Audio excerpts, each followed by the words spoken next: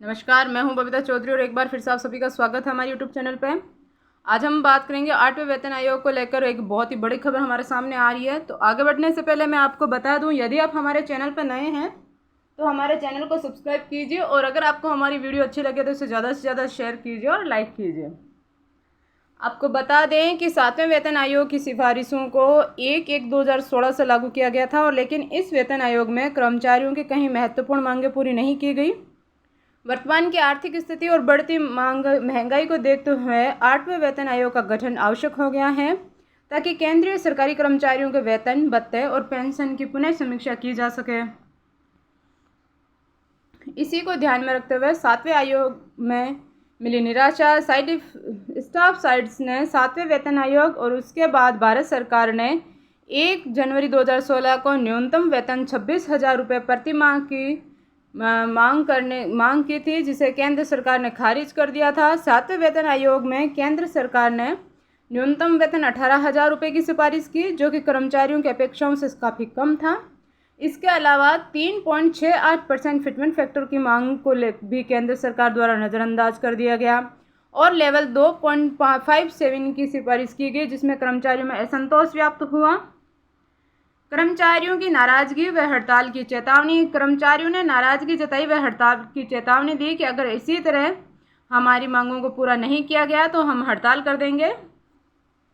7वें वेतन आयोग की प्रतिकूल सिफारिशों नाराज होकर राष्ट्रीय परिषद के घटक संगठनों ने न्यूनतम वेतन व फिटमेंट फैक्टर की समीक्षा की मांग के साथ सरकार को हड़ताल की नोटिस दिए हैं। सरकार ने श्री राजनाथ सिंह, गृह मंत्री स्वर्गीय अटल जेटली, तत्कालिक वित्त मंत्री श्री सुरेश प्रभु, तत्कालिक रेल मंत्री और मनोज सिन्हा, तत्कालिक राज्य रेल मंत्री की अध्यक्षता में मंत्रियों की एक समिति बताई, ताकि स्टाफ साइड के साथ बातचीत की जा सके। इसके बाद चर्चा की गई और सरकार ने फिटमेंट और न्यूनतम वेतन बढ़ाने का आश्वासन दिया, जिसके कारण हड़ताल स्थगित कर दी गई। पर दुर्भाग्य से सरकार द्वारा न्यूनतम वेतन व फिटमेंट फैक्टर बढ़ाने की कोई सकारात्मक कदम नहीं उठाया गया।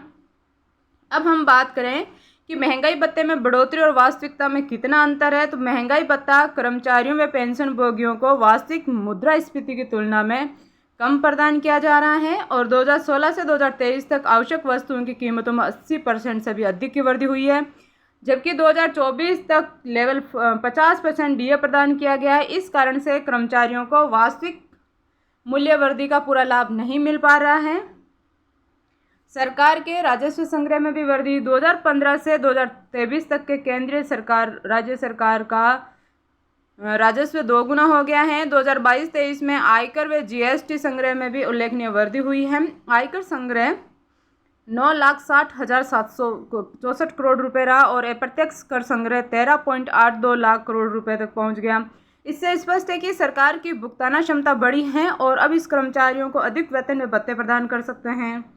अब हम बात करें कि घटती कर्मचारी संख्या और कार्यभार।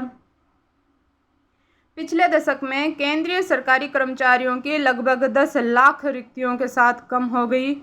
मौजूदा कर्मचारियों पर कार्य का दबाव बढ़ गया। 2020 से 21 में केंद्रीय सरकारी कर्मचारियों के वेतन और भत्तों पर खर्च कुल राजस्व व्यय का लेवल 7.29% था, जबकि पेंशन भोगियों पर खर्च लगभग 4% था। अब हम बात करें कि 8वें वेतन की आयोग की आवश्यकता है और क्या यह लागू किया जाएगा और कब तक किया जाएगा।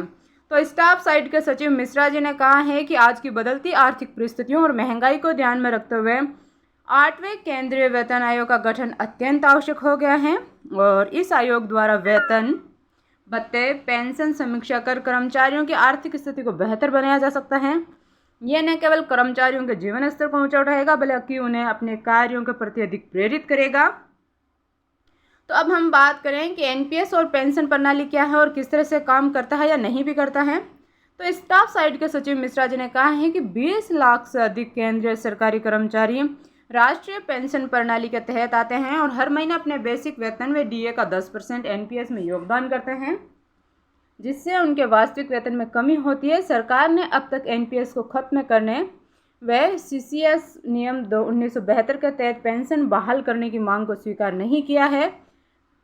इससे कर्मचारियों में असंतोष व्याप्त है और यह उनकी आर्थिक सुरक्षा को भी प्रभावित करता है।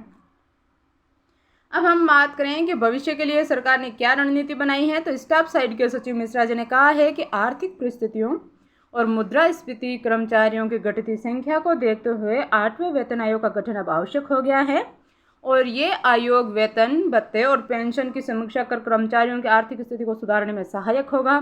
ये समय की मांग है कि सरकार इस पर तुरंत ध्यान दे और आवश्यक कदम उठाए।